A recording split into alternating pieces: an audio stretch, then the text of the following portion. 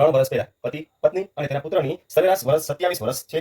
હવે 3 વર્ષ પહેલા સરેરાશ ઉંમર 27 વર્ષ હોય તો ત્રણેયની ઉંમરનો ટોટલ સરવાળો ગોતવો હોય તેને ગુણ્યા 3 કરવા પડે, કારણ કે સરેરાશ ઉંમર છે એટલે. તો 3 વર્ષ પહેલા ત્રણેયની ઉંમરનો સરવાળો 81 વર્ષ થશે.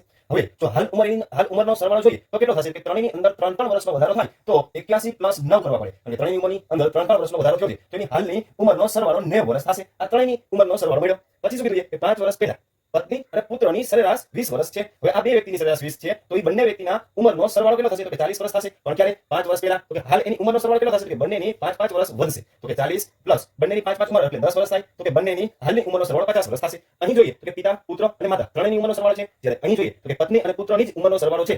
પણ અત્યારે પ્રશ્નમાં એવું કીધું છે કે પિતાની હાલની ઉંમર કેટલી હશે, તો અહીં જોઈને ખબર પડી જાય છે કે જો અહીંયા ત્રણેયની ઉંમરનો સરવાળો 90 વર્ષ થતો હોય અને અહીંયા માત્ર પત્ની અને પુત્રના ઉંમરનો સરવાળો 50 વર્ષ થતો હોય તો બંને વચ્ચે 40 વર્ષનો ગેપ છે. તો એ 40 વર્ષ કેના હશે તો કે એના પિતાના હશે. તો આ દાખલાનો જવાબ એના પિતાની ઉંમર 40 વર્ષ મળશે 90 - 50 કરવાથી.